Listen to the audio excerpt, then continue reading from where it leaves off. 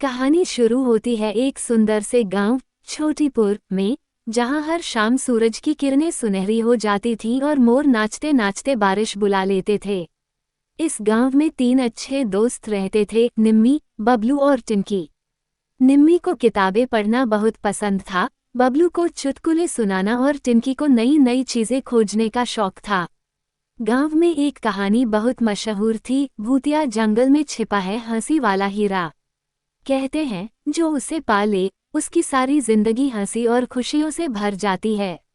लेकिन उस जंगल के बारे में सब डरते थे। वहां से अजीब अजीब आवाजें आती थीं, कभी हंसी की, कभी चीख की और कभी बकरी की तरह में की। और सबसे डरावनी बात, वहां जानवर भी बोलते हैं। एक दिन तीनों ने तय किया कि वो हंसी वाला हीरा ढूंढेंगे। उनके साथ उनके जानवर दोस्त भी चल दिए। गुग्गू बंदर, जो हमेशा उछलता था और कभी कभी उल्टा लटक कर चुटकुले सुनाता था। चीपू खरगोश, जो डर के मारे झाड़ियों में छिप जाता था लेकिन बहुत प्यारा था। धब्बू हाथी, जो इतना मोटा था कि पैर भी उसके आने से हिलते थे। और पिंकू बिल्ली, जो अक्सर गाना गाती थी और रहस्यमयी बातें करती थी। जंगल का पहला दरवाजा एक पत्थर का बना था। उस पर लिखा था, जो हंस सके दिल से वही आगे जाए। अचानक दीवार से एक बबलिया सा भूत निकला, मिक्कू भूत। वो छोटा था, बबल की तरह गोल और उसकी आंखें चमकदार थीं। मिक्कू बोला, अगर तुम मुझे हंसा दो तो मैं तुम्हें आगे जाने दूंगा। बबलू ने चुटकुला सुनाया। एक हाथी ने खरगोश से कहा, तू रोज ब्रश करता है? खरगोश बोला, हाँ, वरना दांत निकल जाएंगे। हाथी बोला, मेरे तो दांत हैं ही नहीं, चलो आइसक्रीम खाते हैं। मिक्कू हंसते हंसते हवा में उड़ गया और दरवाजा खुल गया। अंदर पहुंचते ही बच्चों को मिला एक अजीब कमरा, जहां दीवारें गुलाबी थीं और फर्श पर झूले लगे थे। वहां एक भूतनी बुआ बैठी थी, बालों में रोलर, चश्मा और एक बिल्ली को गोद में लिए हुए। भूतनी बुआ बोली, अगर आगे जाना है तो मेरे डांस वाले पंखे को शांत करना होगा। वो हर गाना बजते ही नाचने लगता है। वो पंखा डीजे बन चुका था। कभी डोलारा डोलारा पर नाचता, कभी टपोरी भूत गाता।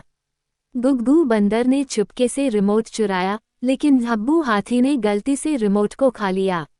अब पंखा और जोर से नाचने लगा। सब चीजें उड़ने लगी। पिंकू बिल्ली ने गाना गाया, नींद नहीं आती भूतनी रानी, तेरे पंखे की मस्ती दीवानी। पंखा हंसी हंसी में खुद ही रुक गया। भूतनी बुआ ने खिलखिलाते हुए एक सुराग दिया, हंसी वाला हीरा उस जगह छिपा है जहां तकिया भी चुटकुले सुनाता है। अब सभी पहुंचे हंसी का कमरा। वहां हर चीज बोलती थी। तकिया बोला, अगर तुम मुझ पर बैठो तो मैं तुम्हें गुदगुदाऊंगा। चीपू खरगोश डर के मारे पिंकू के पीछे छिप गया। कुर्सी बोली, अगर तुम झूठ बोलोगे तो मैं गिरा दूंगी। बबलू बोला, मैं बहुत होशियार हूँ। कुर्सी ने उसे फिसला दिया। दीवार पर एक बबलाती किताब उड़ रही थी। वो बोली, हंसी वाला हीरा तभी मिलेगा जब तुम अपने डर को हंसी में बदल दोगे। टिंकी ने चुपके से पूछा, डर को हंसी में कैसे बदलें? गुग्गू बंदर बोला, जब डर लगे तो उल्टे चश्मे पहनकर अपने डर को नाचते हुए देखो।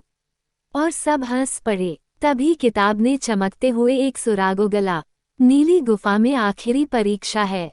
नीली गुफा में घुसते ही सबके चेहरे बदलने लगे, किसी का सिर बड़ा, किसी की नाक लंबी, किसी की आंखें गोल। अचानक एक भूत निकला, वो था प्यारे भूत। वो हंसता नहीं था, दूसरों को हंसाता था। प्यारे भूत बोला, अगर हंसी वाला हीरा चाहिए तो ये 3 सवालों का जवाब देना होगा। सवाल 1, ऐसी कौन सी चीज है जो खुद नहीं हंसती लेकिन सबको हंसाती है? बबलू बोला, चुटकुला। सही। सवाल 2, कौन सी चीज चलती नहीं लेकिन गाना सुनाती है? निम्मी बोली, रेडियो। सही। सवाल 3, कौन सा जानवर सबसे मजाकिया है? टिंकी बोली, गुग्गू बंदर। गुग्गू बोला, हाँ, यही तो मेरी पहचान है। और सब हंस पड़े। प्यारे भूत ने खुश होकर एक चमकता पत्थर हवा में घुमाया और वह बन गया हंसी वाला हीरा। हीरा मिलते ही पूरा जंगल बदल गया। डरावने पेड़ अब रंग बिरंगे हो गए। गुफाएं खिलखिलाने लगीं। भूत अब बच्चों के दोस्त बन गए। धब्बू हाथी अब डीजे बन गया। पिंकू बिल्ली अब बच्चों को गाना सिखाती। गुग्गू बंदर बना जंगल का कॉमेडी किंग। चीपू खरगोश बना बच्चों का लोरी मास्टर। और निम्मी, बबलू और टिंकी गांव लौटे हीरो बनकर। अब भूतिया जंगल नहीं, हंसी वाला जंगल कहलाता था। हर साल बच्चे वहां पिकनिक मनाने जाते, डर नहीं, हंसी बांटने।